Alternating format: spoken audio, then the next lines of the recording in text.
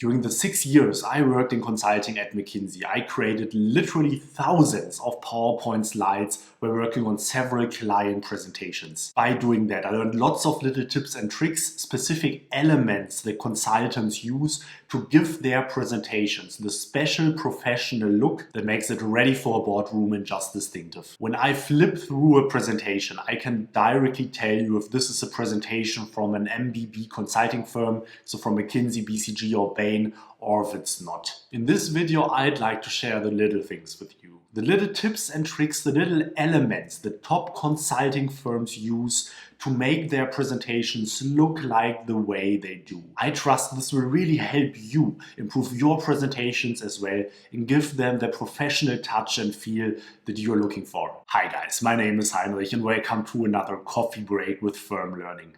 If you're new to this channel, on this channel I try to help you become successful in the first years of your career by teaching you both the soft skill and the hard skill to excel in your first business role. One of the things I frequently talk about this channel is how you can excel your skills in both PowerPoint and Excel. Because the truth is that especially PowerPoint is one of the tools you will use most frequently in most business roles out there. So if you're taking any value out of this video at all, please let's destroy the like button for the YouTube algorithm, and also let's leave a comment below, and of course please subscribe to this channel and hit also the notification bell to stay up to date on all the content I have planned for you. I will release at least one video for you every single Saturday, and on many weeks there are going to be 2 videos coming out for you. If you are not following me on Instagram yet, my Instagram handle is Firm Learning as well. On Instagram I'm releasing new content every single day and just giving you a bit of a behind the scenes into my personal life and how I prepare all this content for you. And on my Instagram I share even more content that will help you succeed in the first years of your career. Today I'm talking to you about lots of little tips and tricks that I learned as a consultant working at McKinsey for 6 years. I share design principles that consultants apply for literally every single presentation that they use, little elements that typically appear on slides that almost every consultant uses every day, but that I rarely see on presentations outside of the consulting world. So if you're interested to learn lots of little tips and tricks that you can use for your slide presentations as well, look at this video until the end. And if you're one of those people that are really interested to take your slide presentation game to the next level, I even released a multi-hour course on all the tips and tricks that I learned at McKinsey on how you make top management style presentations. There are already over 10,000 students taking the course. If you're interested in that, I leave a link to the course in the description down below. So if you'd like to learn more about that and also read lots of student reviews, feel free to have a look and check out the course. But now let's dive into that. I prepared a bunch of slides for you that just illustrate my points. So let's now switch to my computer to have a look how this looks like. All right, let's jump into it. So let's start with some basic elements that should be included on every single page. So let's start here in the bottom. What you see here is the date, the current date. And pretty frequently you put here the date either when the presentation happened, where you present your pages, or when you created a document. Because what you will also find is that many documents in professional contexts, many presentations, many slides, are not actually created for actual presentation, but rather as a document that is then circulated, sent around in a company. And the date is just important because then in retrospect you're able to actually know, to understand when the document was created, which of course is important in many ways. The second thing that should include it on pretty much every page is a page number. And this of course is very useful if you sit in a meeting and just a colleague wants to refer to a specific page, then to be able to say, okay, this is the page 18, and then everybody knows what page 18 exactly is because there's a page number included on the document.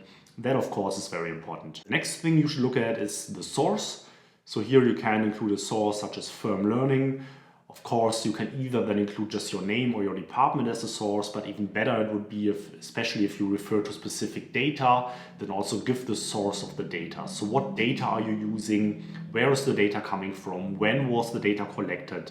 So some specific information on what data you're using is what you can likely include here in the source. The next element that you can use are footnotes. So footnotes 1, 2, 3. This is just a part where you can give specific details on certain things, where it maybe just not fit in the regular text on your page, then you would just include it in the footnote to give you some extra space, because it's often a smaller font size than the main page, just to show additional remarks. And of course, one of the most important elements of every page is the action title. The action title is the title of the page. And creating a good action title is an art for itself. Now, I will not go into much of detail in this video what a good action title looks like, because I already created a specific video only focusing on action titles. The video even includes an exercise how you can improve your action title creation skills.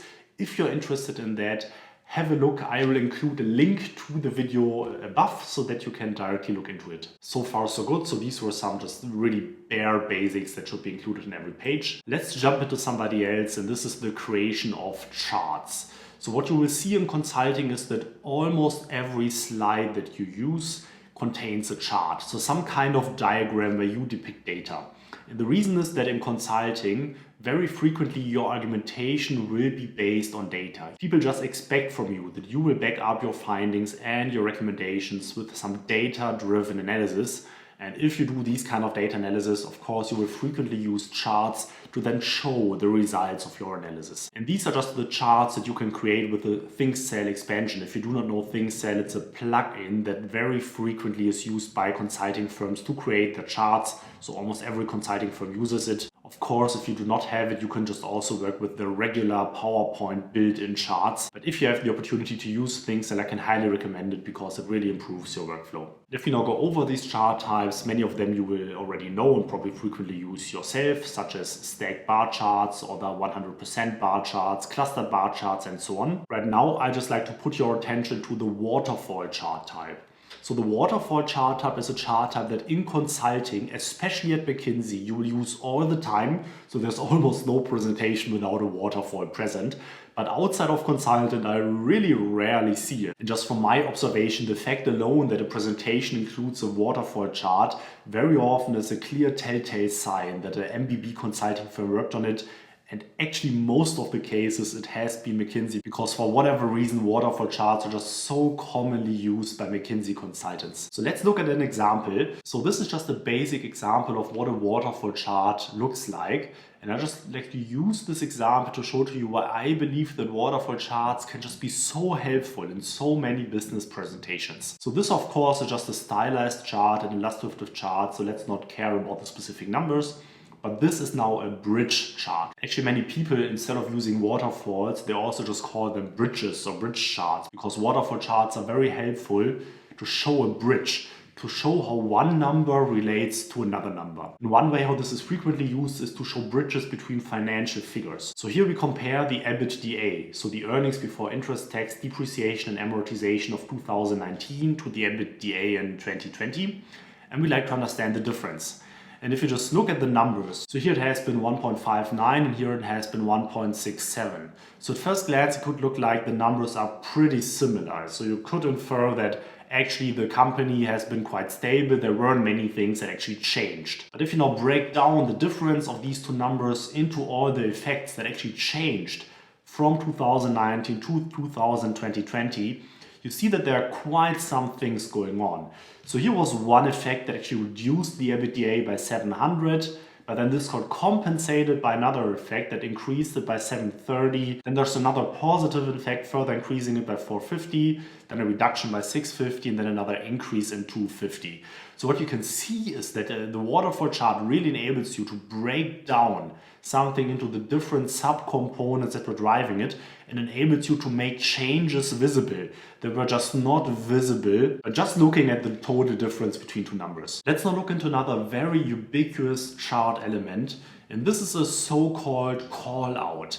And this is this element right here. So this is an element that you can just include in a chart, gives details about the specific element. So as I wrote here, it can include remarks on specific elements of a chart or other relevant contributions that you want to make. A call-out is something that you can easily use to just add details, add information, add context to one specific element. And this is a frequent way how you can do it. So this element just consists of one line, and then another line with a special ending. So in case you never created this yourself, I just broke down here the two elements. So here you see the line, and then this is just another line. And then as you can know, in the line settings, you can just add also such an endpoint to it.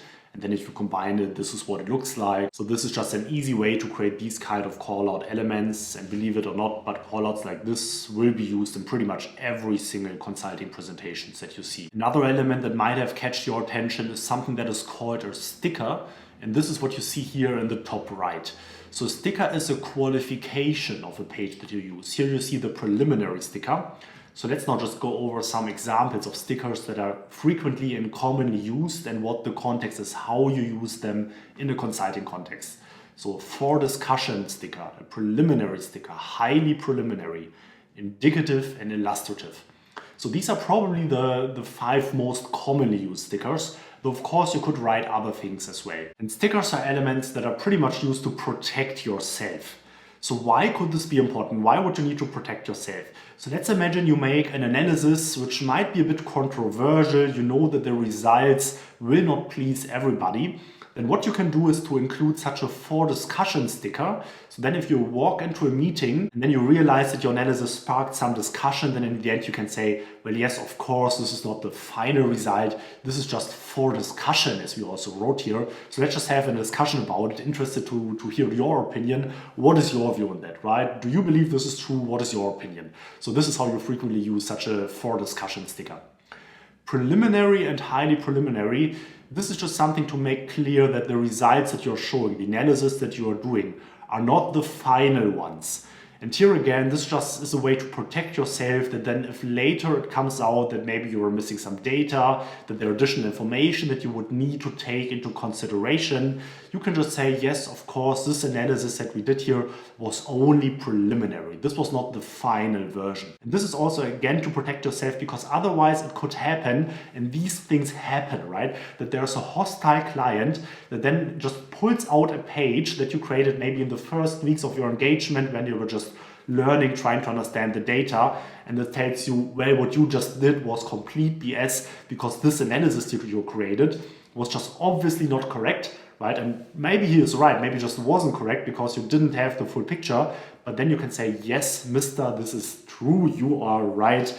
But as you can also read here, this was not a final version of the analysis. This was just a preliminary version, and incidents like that happen, and this is why you put the preliminary sticker on it. A bit similar but different is the indicative sticker and also the illustrative sticker. So an indicative sticker you can use just to make it clear that a certain analysis that you make maybe has some flaws, maybe has some drawbacks. So the numbers that you show should not be taken that serious, but it gives a good direction so that you believe that the analysis, the results that you show, at least are indicatively right, at least show the right direction, the right picture, even though the specific numbers that you use might not be accurate. And this, of course, could happen in any situation where you need to work with incomplete data sets, where you're lacking certain information that you just were not able to use. And then you might want to make it clear that the analysis that you're showing is just indicative. Illustrative goes kind of even further than indicative.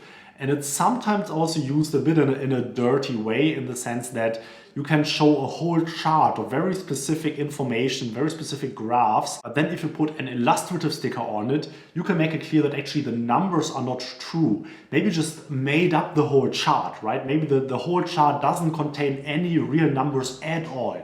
But you just wanted to show a certain relationship, how you believe that it is from your experience or maybe from other information that you have. So you're just drawing this chart, which maybe not even contains any real numbers at all, but illustratively, this is the chart how you believe it looks like. So this is how you put the illustrative sticker on it. So if you see the illustrative sticker on a presentation, pretty frequently you can assume that actually the numbers are not real. The numbers are not actual numbers, but this chart pretty much just was made up by the consultant who used it. So now another element that you can frequently use is something that is called a takeaway box. So takeaway box is something like this that you can include below your chart that includes an important overall remark. So while the call out that we saw earlier usually is used to just give an information on a specific element of a chart, if you have a general information that is relevant to the whole chart, you can just include such a takeaway box below the chart that you are showing. In the takeaway box, you can just include the main insight, the main piece of information that you want the reader, the viewer, the listener to take away from the chart that you are showing. Another element that you can use that looks similar but is often used in a slightly different way is something that you would call a bubble. So a bubble is sometimes also called a sticker, and it's included in a chart in some way like that. So you purposely make it look like it is just included in front of something else, so it looks a bit less informal than, for instance, a takeaway box. And a bubble you often use to include some kind of limitation to the analysis that you're showing, a limitation to the data that you are showing. And a bubble is called a bubble because sometimes instead of a rectangular form, you can also use a circular form of the text that you're showing, so that the text is included in a circle instead of a rectangular form. And to understand why bubbles are so important, you need to put yourself into the shoes of a consultant. Because very frequently you receive certain data sets, certain informations from your clients, and then you take several days or maybe even weeks to then conduct the analysis and then to come up with some kind of a result. But then very often what happens is that then in the last days or maybe just hours before the big presentation where you then want to show the results, you receive some new information. Maybe you realize that now some new data came out. Maybe now the next month finished and now you could redo all the analysis with now the data from the new time period, from the new month. And in these situations, you're very frequently faced with the decision to whether you want to redo now all the analysis to incorporate this new information, or whether you leave all the analysis as is and then just include a bubble on the page stating the limitation or stating what has not yet been included in the analysis. Bubbles are so important because very frequently, instead of redoing a whole thing, redoing analysis, recreating all kinds of pages, problems like that you can frequently use with the bubble. And this is why there's a magic saying in consulting, and this goes like, if in trouble, use a bubble. So if you're struggling with something just isn't right, you just need to use this statement, just need to make some corrections. In the end, if you're in trouble, most of the problems you can just use with the bubble, just stating the specific things that you want to change. Now, some other frequently used elements are circles with numbers. This again is something that I very frequently see in consulting presentations, but I rarely see lines of circles with numbers like that in presentations that are being done by non-consulting people. So how do you use these things? So you can use these kind of number circles whenever you want to include another layer of data, another dimension of numbers, which is not directly part of the chart. So let's look at this stylized chart. So what do we see here? So these are the revenue figures of a business, but not the absolute figures, but the difference to the previous year. So we look into these calendar weeks and we look into how the business performed against the previous year. So this would mean that in the calendar week 7 of the year, the business had revenues that were by 100 million higher than in the previous year. Here 200 million higher, 250 million higher, here 100 million less, and so on. But of course, in this context, if you look at this, it would be interesting and important to also include what the absolute amount, what the revenue was in the current year 2020. And in situations like that, where you just want to include as a second point of data, a second point of information, circles of numbers like that are just very commonly used. So here you now would include the information that in the calendar week 7, you made now the revenues of 900 million, and this was 100 million more than you made in the previous year. Then regarding the legend, what you do is that then the main legend that you state in the chart title, the main legend always refers to the numbers in the main chart. And then for the circles, you can include a sub-legend that then explain what is shown and depicted in these circles. And if you're interested to learn more about how to set up consulting style charts like that, I created a whole other video just discussing how you should set up the chart title, then also the subtitle and things like that. So if you haven't seen that yet, I believe this is also highly relevant. It's something that you need to know if you work in consulting or want to create presentations that meet the standards of consulting firms. So I will link it above here for you. Check it out if you'd like to see it as well. The next concept I'd like to talk about is also a very, very important one. And it's the concept of clotheslines, or more specifically of avoiding clotheslines. So what do we call clotheslines in consulting? Clotheslines are referred to as just long lists of things. And specifically in the context of creating PowerPoint presentations, just long lists of bullets. So what you will always never see in consulting style presentations is just a list of bullets like that, where you just randomly list all kinds of thoughts or other explanations that you want to do. So why is this bad? So if you just use a list of thoughts like this, what you are missing, what you're not showing, what you're not doing, is giving it some kind of structure. If you present things like that, it looks completely random. The person looking at it can have no trust at all that actually the things that you're mentioning here are complete, that all the relevant aspects have been discussed and addressed by you, but it just seems like a completely random, unstructured list of points. And such an unstructured list of points is what you would call a clothesline, and you want to avoid clotheslines. So what is now used in consulting to avoid clotheslines like that?